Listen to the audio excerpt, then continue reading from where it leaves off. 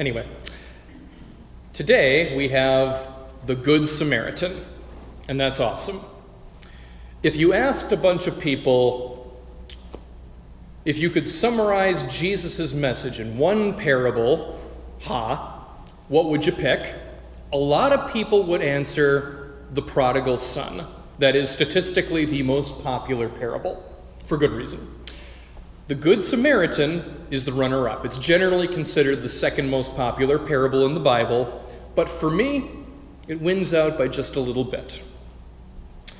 The first thing we've got to know about the Good Samaritan, the story I mean, is the setting. It takes place on a road, right? It's on a road between Jericho and Jerusalem. Now, Jerusalem is the heavenly city. It represents heaven. And Jericho is the opposite. It represents the earthly city. Jericho is basically ordinary human civilization with all its goods and bads. And the traveler is on a road somewhere in between. He's on a journey of faith somewhere between heaven and earth, just like the rest of us. He represents us. He could be any one of us. And while he's on the road, he's beaten and left for dead by a bunch of bandits who rob him. And those bandits represent all the dangers and evils that we might encounter in life. They don't even need to be people. They could represent anything from illness to bad luck to depression. You know, they're everything that makes us want to quit the journey of salvation. It just makes us want to crawl under a rock and die. And that's where the guy is. He is bleeding to death on the side of the road. He's alone and he can't help himself. And there he encounters three people: a priest, a Levite, and a Samaritan. Now, I don't want to talk long about the priest and the Levite because, to be honest, they're not the interesting characters in this story. I'll say one quick thing about them, though. I heard this from another priest preaching on this gospel.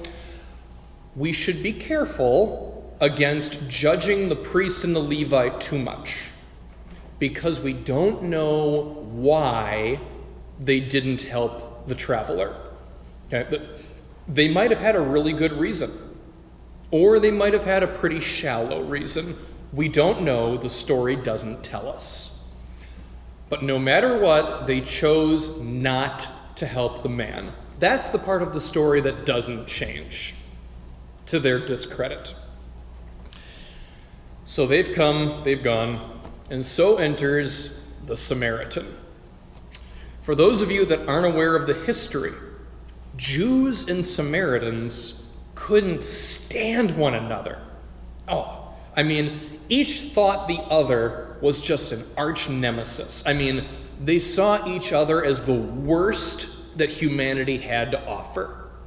And for decades, for generations, this prejudice between these two peoples built up over time to the point where it was almost one of those things that was automatic. You know, like, honey, when you grow up, you can marry anybody you want to, except a Samaritan. You know, one of those things. And of course, the point of the story is that the Samaritan proved holier than the priest and the Levite because basic human goodness is more important than religious affiliation or ethnicity. Jesus makes it very clear. We are to love our neighbor no matter who they are. You know, I can actually picture my Samaritan of 2019. You know, the last person I would expect to help me if I was bleeding on the side of the road. I would actually hear him before I saw him. As several of you know, I live in an apartment complex, so I have a lot of neighbors of various ages. And some of my neighbors, who are 10 years younger than me or so, They blast their music at full volume whenever they're in the car. I won't judge a person for listening to music that I don't listen to. That would not be charitable. However, blasting your music at full volume in a residential parking lot at 5:30 in the morning is no way to make friends. No one deserves to have their day start that way. And I do wake up under those conditions with some frequency. So, I'm picturing myself as the traveler. I'm on Highway 33 by the roundabout. I'm bleeding on the side of the road, and no one's coming to help me. And I hear that thumping bass as the car's, coming up the next ridge. And I'm like, great. Like, the priest and the Levite didn't help me. This guy is not going to help me. But you know what? He sees me. He pulls his car over, and he gets out to see what's going on. And then I get a good look at him, and he's definitely a Samaritan. He's got one of those sleeveless jackets on with the anarchy symbol on the front. And he has piercings, like a lot of piercings. Like more piercings than you could possibly consider healthy. And I actually ran into this guy in a public bathroom, and I know he doesn't wash his hands. Just like, I'm good, don't touch me. It's not the guy I want receiving medical attention from, That's my Samaritan. It's not anybody in particular. It's just a list of qualities that I don't consider terribly neighborly.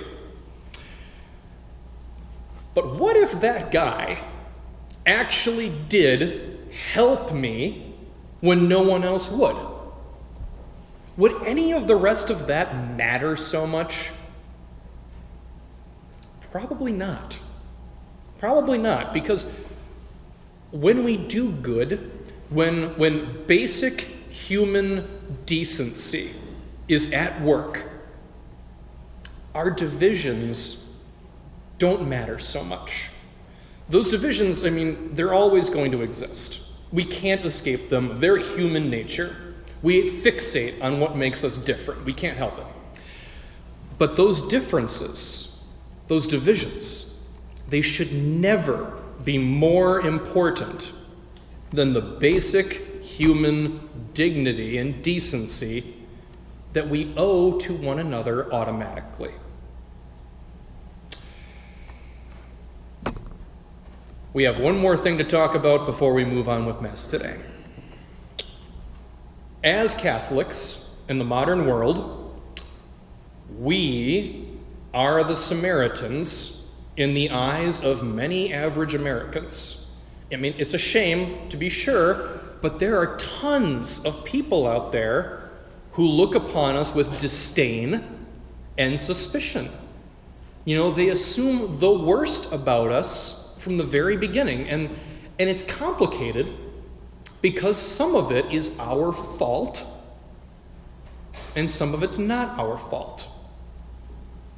But either way, there's really only one solution, one real solution that's available to us. We need to be good Samaritans. We need to be the kind of people that actually will stop and help when no one else will.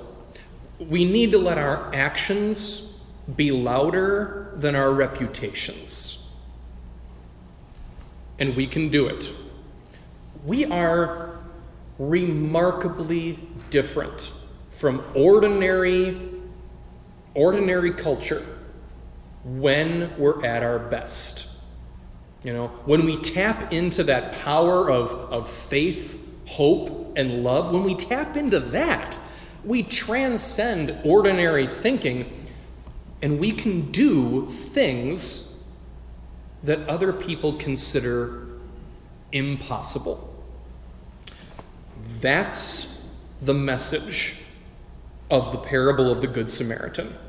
And that's why it's a story that has to be retold over and over and over again, because it will always be relevant in a world where sin obstructs our ability, our natural ability, to do the will of God as we all continue our walk from Jericho to Jerusalem.